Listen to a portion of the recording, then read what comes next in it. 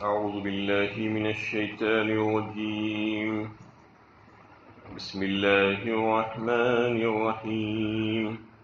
إنما الصدقات للفقراء والمساكين والعاملين عليها والمؤلفة قلوبهم وفي الرقاب والغارمين وفي سبيل الله وابن السبيل فريضة من الله واللہ علیم حکیم.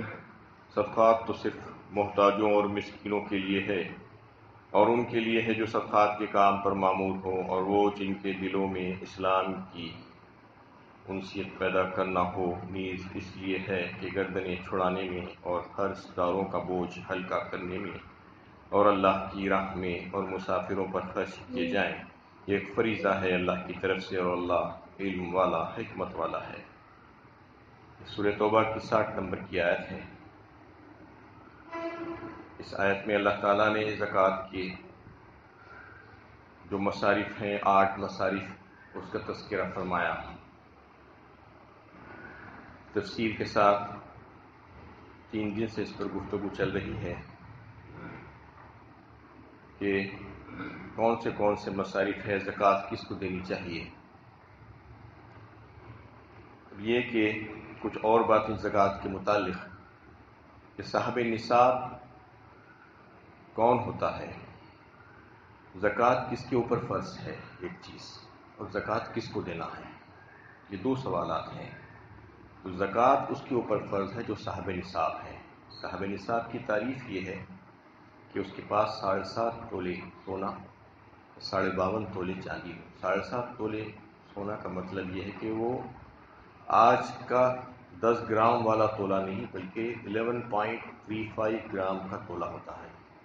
اس حساب سے 85 گرام سونا، اور چاندی 595 گرام چاندی ہونی چاہیے، یا چاندی کی قیمت کے برابر کیش. اس کے علاوہ جو فارمرز ہیں، جیسا مویشی پالنے والے ہیں، تو ان کے پاس اگر 5 اونٹ سے زیادہ پال رہے ہیں تو اس پر زکوٰۃ ہوگی، اور اگر گائے ہیں تو 30 سے زیادہ، اور بکریاں ہیں تو 40 سے زیادہ. اسی طریقے سے جو زمین کی جو پیداوار ہے، زمین کی پیداوار جو کسانوں کے لیے یہ ہے کہ جس وقت وہ کاٹی جائے اسی وقت جو ہے اس کا حق ادا کر دیا جائے. وَآتُوا حَقَّهُ يَوْمَ حَصَادِهِ فرمایا اللہ تعالیٰ نے سورہ نساء میں. اور اس کی مقدار کیا ہوگی؟ 5%، نصف اشرا اس کے لیے ہوگی جس میں بارانی زمینیں ہیں، جو اریگیٹڈ لینڈز ہیں، پانی نکال کر ڈال کر استعمال کیا جاتا ہے، اس میں محنت لگتی ہے. اور جو غیر بارانی زمینیں ہیں جو قدرتی پانی سے سیراب ہوتی ہے، اس میں اشرا 10% زکوٰۃ دینا ہوگا. اور جو زمین کی بہت سی ایسی چیزیں، معدنیات اور منرلز جو زمین سے جو نکلتے ہیں، اس میں خمس 20% دینا ہوگا. زمین سے جو بھی مال نکلے گا وہ اللہ تعالیٰ کی طرف سے ایک نعمت ہے، انعام ہے، اس میں 20% زکوٰۃ دینی ہوگی. اسی طریقے سے جو خزانے نکلتے ہیں، برآمد ہوتے ہیں، اس پر بھی 20% زکوٰۃ دینی ہوگی. اور کن چیزوں پر زکوٰۃ نہیں ہے؟ ہیرے جواہرات، جو اسٹونز ہیں جو بہت قیمتی ہوتی ہیں، بسا اوقات سونے سے بھی بہت زیادہ قیمتی ہوتے ہیں، وہ تمام ہیرے جواہرات پر کوئی زکوٰۃ نہیں ہے، موتی پر کوئی زکوٰۃ نہیں ہے. اور استعمال کے جو گھر ہیں، چاہے ایک ہو یا ایک سے زیادہ ہو، فارم ہاؤسز ہے، یہ ہے، اس قسم کے جو بھی استعمال کی چیزیں ہیں، اس پر استعمال کی کاریں، گاڑیاں وغیرہ، استعمال کا سامان، یہ سب چیزوں پر کوئی زکوٰۃ نہیں ہے. اسٹونز اور ہیرے جواہرات کے بارے میں لوگ شک و شبہ کر سکتے ہیں کہ وہ تو اتنے قیمتی ہیں، اس پر کیوں نہیں. یہاں پر قیمت دیکھنے کا کوئی ایسا اصول نہیں ہے. اللہ تعالیٰ نے جس چیز کو اسٹینڈرڈائز کیا ہے اسی کو دیکھنا ہوگا. سونا اور چاندی کو اللہ تعالیٰ نے اپنی حکمت سے اسٹینڈرڈائز کیا ہے، اور یہ قیامت تک جو ہے قیمت اس کی باقی رہے گی، اور اس میں کسی قسم کی کوئی کمی نہیں ہوگی. تھوڑے بہت سے فلکچویشنز چلتے رہیں گے. آپ بھی دیکھتے ہیں کہ ایک زمانے سے جو ہے کس طریقے سے وہ اکانومی پر حاوی رہتا ہے. تو سونا اور چاندی کو اللہ تعالیٰ نے اسٹینڈرڈائز کیا ہے. دوسرے چیزوں کو اس میں نازل نہیں کیا ہے، چاہے وہ 1 کروڑ روپے کا ہوتا ہوگا ہیرا، لیکن اس کے باوجود اس پر کوئی زکوٰۃ نہیں ہے۔ یہ جو ہے صاحب نصاب ہے۔ اور زکوٰۃ کس کو دینی ہے؟ وہ جو زکوٰۃ کا مستحق ہے، صاحب نصاب نہیں ہے، فقیر اور مسکین جس کا تذکرہ اس آیت میں آیا۔ اور مسلمان ہونا ضروری ہے زکوٰۃ لینے والے کے لیے بھی، اور اس کو اس چیز کا مالک بنا دینا جو اس کو دیا جا رہا ہے۔ تملیک کا جو مسئلہ کل آپ کے سامنے پیش کیا گیا تھا، مالکانہ قبضہ اس کو دے دینا، جو زکوٰۃ آپ دے رہے ہیں اپنے پاس رکھ کے میں خرچ کروں گا، ایسا نہیں ہو سکتا۔ آپ اس کو دے دینا، وہ مال جو دینا چاہ رہے ہیں وہ اپنی مرضی سے جہاں چاہے جو ہے خرچ کریں۔ تو یہ 3 چیزیں ہوں اس کے لیے، زکوٰۃ لینے والے کے لیے بنیادی اصول یہ ہے۔ بسا اوقات ایسا ہوتا ہے کہ آپ کسی جان پہچان والے یا رشتہ دار کو دیکھتے ہیں کہ وہ بہت خستہ حال، پریشان حال نظر آتا ہے، لیکن صاحب نصاب ہوتا ہے، اس کے پاس نصاب کے برابر چیزیں ہوتی ہیں۔ آپ اس کو زکوٰۃ نہیں دے سکتے اس کے اوپر رحم کھا کر۔ ہاں، اگر آپ کو واقعی میں اس سے ہمدردی ہے تو زکوٰۃ کے علاوہ دوسرا پیسہ اس کو دیجیے، نفلی صدقات آپ جس کو چاہیں جتنا چاہیں دے سکتے ہیں، اس میں کسی قسم کی کوئی قید نہیں۔ ایسی ہی غیر مسلم کے اوپر بھی آپ کو جو ہے ترس آئے اور آپ کسی کو دینا چاہیں، آپ کے پاس کام کرنے والے لوگ ہیں، تو ان کو زکوٰۃ میں سے پیسہ نہیں دیا جا سکتا۔ یہ سمجھ لینا چاہیے کہ زکوٰۃ کے علاوہ جو نفلی صدقات ہیں اس میں سے غیر مسلموں کو بھی دیا جا سکتا ہے۔ یہ تو ہوئی زکوٰۃ کے جو ہے قابل جو دینے والے ہیں، صاحب نصاب ہے۔ اب زکوٰۃ کی ادائیگی جو ہوگی اس کے سلسلے میں کچھ باتیں اور کچھ اصول ہیں، جیسا کہ اللہ کے نبی صلی اللہ علیہ وسلم نے حضرت معاذ کو یمن روانہ کرتے وقت یہ ہدایت فرمائی تھی کہ انہیں جا کر بتاؤ کہ ان کی اموال میں صدقے کو فرض کیا گیا ہے، جو ان کے مالداروں سے لیا جائے گا اور جو ان کے فقراء اور غریبوں اور ناداروں میں تقسیم کیا جائے گا۔ تو اس کی بنا پر حضرات فقہا رحم اللہ نے یہ اصول نکالا کہ زکوٰۃ جہاں پر نکالی جا رہی ہو، جہاں سے جس علاقے سے، وہیں پر اس کو تقسیم کر دیا جانا چاہیے عام طور پر، بلا ضرورت اس کو وہاں سے دوسری جگہ منتقل نہیں کرنا۔ ہاں، اگر کوئی ایسی خاص ضرورت ہو، کہیں دوسرے مقام پر جو ہے کوئی مستحقین موجود ہے یا کوئی اپنے دیگر رشتہ دار جان پہچان والے ہیں، تو ان کو دینا اگر مقصد ہے تو دیا جا سکتا ہے، لیکن بلا ضرورت کی ادھر سے ادھر نہیں کرنا ہے۔ جہاں پر زکوٰۃ نکالی جا رہی ہے وہیں پر اس کو تقسیم کر دینا زیادہ مناسب ہے۔ یہ اللہ کے نبی صلی اللہ علیہ وسلم کی ہدایت کے مطابق کہ جس سے لی جائے گی انہی کے غربا میں تقسیم کی جائے گی، یہ فرما دیا گیا ہے۔ اور ایک اصول اس کے بارے میں یہ ہے کہ بعض وقت یہ دیکھنے میں آتا ہے کہ زکوٰۃ کے مال کی تقسیم کے سلسلے میں عام طور پر لوگ کچھ کپڑے زکوٰۃ میں دے دیتے ہیں، عورتوں کو ساڑیاں دیتے ہیں یا دیگر کپڑے پہننے کے دیتے ہیں، یا اناج تقسیم کرتے ہیں، یا ڈرائی فروٹس ہے، گوشت ہے، یہ بہت سی چیزیں ایسی ہیں جس کو تقسیم کرتے ہیں زکوٰۃ کے مال۔ یہ تقسیم کی جا سکتی ہے، اس کی اجازت ہے، لیکن بہتر صورت اس کی یہ ہے کہ کیش نقد دے دیا جائے، اس لیے کہ نقد اگر کسی کو دے دیا جائے گا تو وہ اپنی جو بھی ضرورت ہے اس سے اس کا جو ہے خرید سکتا ہے، وہ استعمال کر سکتا ہے نقد۔ ورنہ اس کی ایک خراب جو ہے وہ یہ ہوگا کہ اگر آپ کسی کو جو ہے راشن دے رہے ہیں یا کپڑے دے رہے ہیں یا اور کوئی چیز ایسی دے رہے ہیں، ڈرائی فروٹس دے رہے ہیں، تو ہو سکتا ہے کہ وہ ایک جگہ نہیں 10 20 25 جگہ سے اس کو وہی چیزیں مل جائیں، تو اس کی ضرورت سے زیادہ ہو جائے گا۔ وہ جب ضرورت سے زیادہ ہو جائے گا تو پھر مارکیٹ میں لے کے جا کر اونے پونے فروخت کر دے گا، وہ اس کا نقصان ہو جائے گا۔ تو یہ جو ہے طریقہ درست نہیں ہے۔ کیش دے دینا زیادہ بہتر ہے۔ آج کے حساب سے نقد سے جو ہے کوئی بھی چیز خریدی جا سکتی ہے، اس لیے جو ہے اس کا اہتمام بھی کرنا ہوگا۔ اور یہ ہے کہ اس میں سے کسی قسم کی کوئی دعوتیں یا افطار پارٹی وغیرہ پر یہ پیسہ خرچ نہیں کیا جا سکتا۔ غریبوں کی دعوت کی جا رہی ہے یا افطار پارٹی کی جا رہی ہے، وہ پیسے کو لگا کر جو ہے زکوٰۃ کا پیسہ لگا کر استعمال کر لیں گے، نہیں کیا جا سکتا۔ اور اس کے علاوہ یہ ہے کہ اگر کوئی اپنے قول و فعل سے آ کر آپ کے سامنے آ کر جو ہے یہ ظاہر کرے کہ میں زکوٰۃ کا مستحق ہوں، تو پھر اس کے ظاہری اس کو دیکھ کر ہی اس کا اعتبار کر کے اس کو زکوٰۃ دے دینا چاہیے، زیادہ تحقیق کی ضرورت نہیں ہے۔ ہاں، اگر کوئی بہت بڑا مال اگر زکوٰۃ میں سے دینا چاہ رہے ہیں تو اس وقت تحقیق کر لیں تو زیادہ بہتر ہے۔ اب زکوٰۃ کی جو مصارف جو بیان کیے گے وہ تو اپنی جگہ مقرر ہے ہی، لیکن اس سلسلے میں یہ اصول بھی جو ہے قرآن نے خود بتایا ہے کہ یہ مقامات پر کہ زکوٰۃ اپنے قریبی لوگوں سے شروع کرنا چاہیے. قریب ترین رشتہ دار جو ہے آپ کے اگر زکوٰۃ کے مستحق ہیں تو ان کو دینا ضروری ہے، اور زیادہ اچھا ہے یہ اس وجہ سے بھی کہ اللہ کے نبی صلی اللہ علیہ وسلم نے فرمایا کہ اگر رشتہ داروں کو آپ اپنا صدقہ دیں گے تو آپ کو اس کا دوہرا اجر ملے گا. ایک تو جو ہے صدقے کا ثواب ملے گا، اور دوسرا صلہ رحمی کا ثواب ملے گا. اور اگر رشتہ داروں کے علاوہ دوسروں کو دیں گے تو صرف صدقے کا ثواب ملے گا. تو دوہرا اجر اس میں مل جائے گا اپنے رشتہ داروں کو دینے کی صورت میں.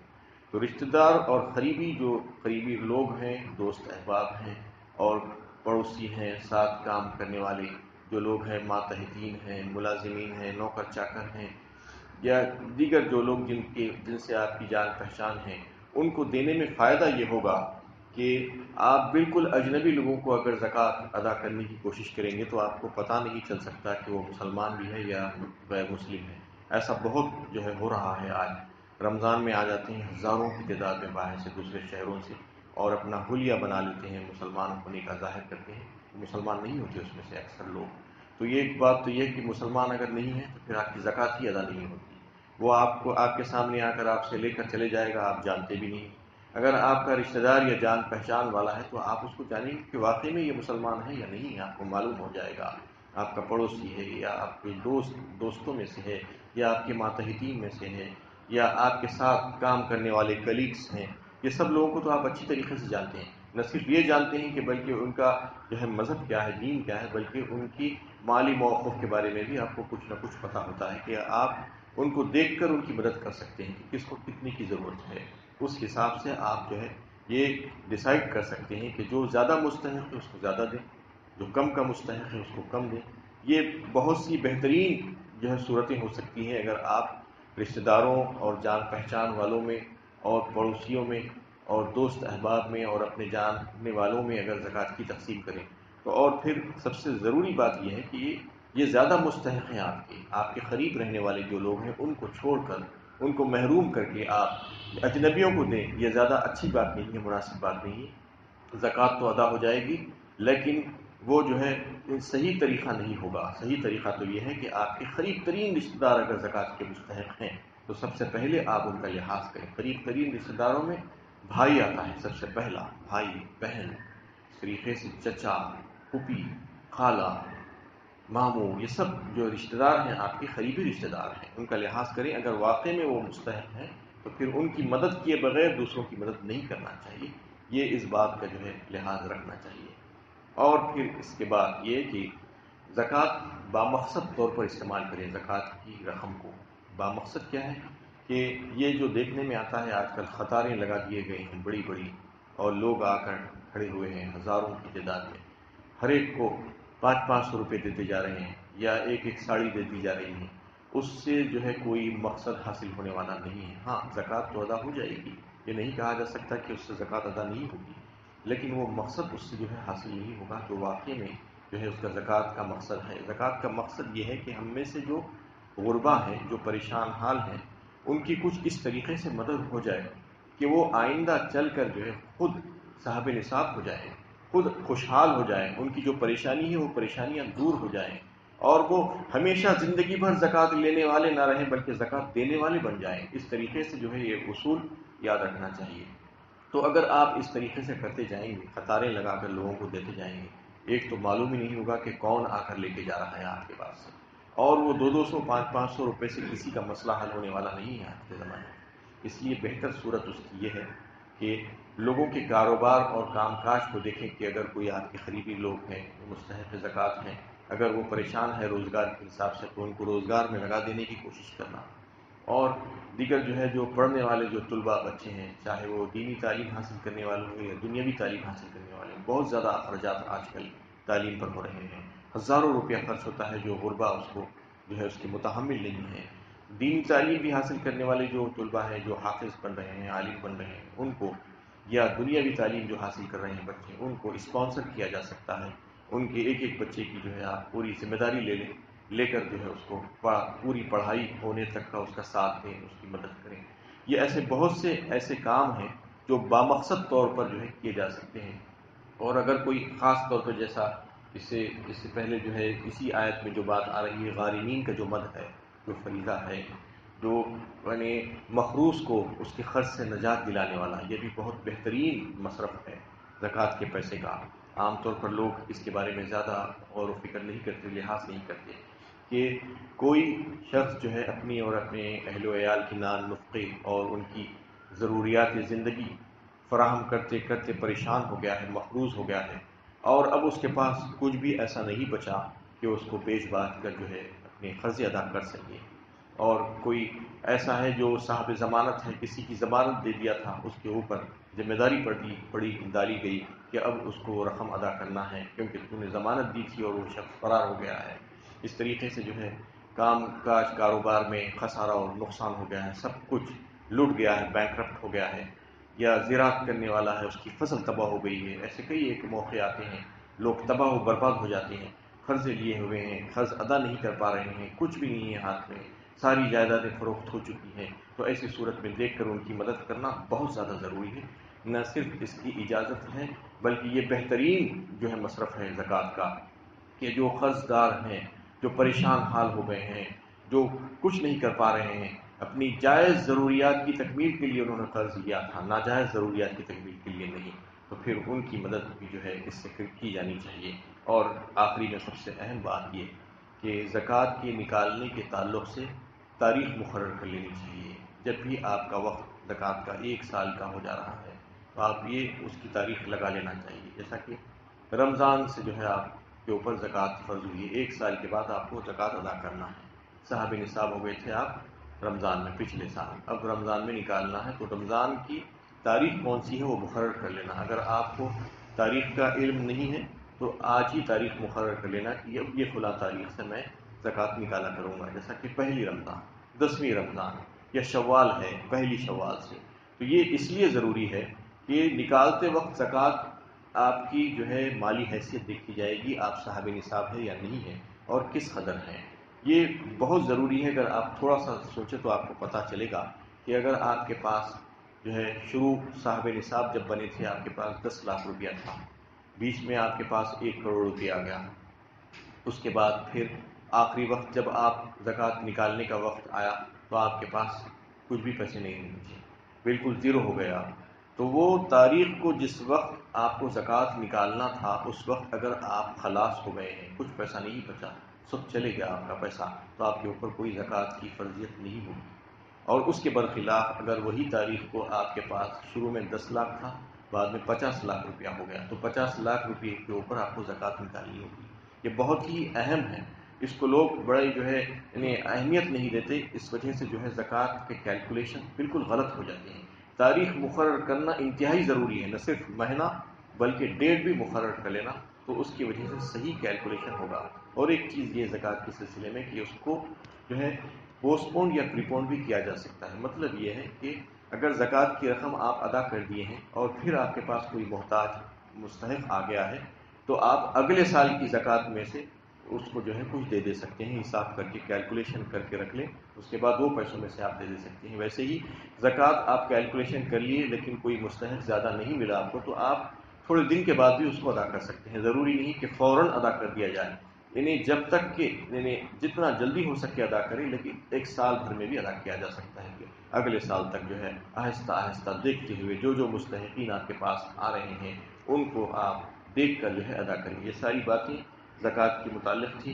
اس میں اللہ تعالیٰ نے جو باتیں بتائی تھی وہ تو یہ تھی کہ زکوٰۃ کی ادائیگی کن کے لیے ہونی چاہیے۔ یہ اس وجہ سے کہا کہ منافقین میں سے بعض منافقین نے اللہ کے نبی صلی اللہ علیہ وسلم پر اعتراض کیا تھا اور الزام لگایا تھا کہ آپ صدقات کی تقسیم میں انصاف نہیں کرتے، معاذ اللہ۔ تو اللہ تعالیٰ نے اس میں بڑی تفصیل کے ساتھ ساری باتیں بتا دی اور بتا کر کہہ دیا کہ اگر تم ان 8 لوگوں میں سے ہو تو پھر تم کو زکوٰۃ میں سے پیسہ ملے گا، اور اگر اس میں سے نہیں ہو تو پھر تم کو کچھ بھی نہیں ملے گا۔ یہ بتا دیا گیا، اللہ تعالیٰ نے یہ مقرر فرما دیا، اور آخر میں کہہ دیا گیا کہ فریضۃ من اللہ، یہ اللہ تعالیٰ کی طرف سے مقرر کردہ فریضہ ہے، اور واللہ علیم حکیم، اور اللہ تعالیٰ سب کچھ جاننے والے ہیں اور بڑی ہی حکمت والے ہیں۔ یہ سارے فیصلے اللہ تعالیٰ نے جو کیے ہیں اور جو سارے احکامات نازل فرمائے ہیں آپ کے مال کے متعلق، صدقات کے متعلق، وہ بڑی حکمت سے پر ہے، اس میں کسی قسم کا کوئی شک و شبہ نہیں ہو سکتا.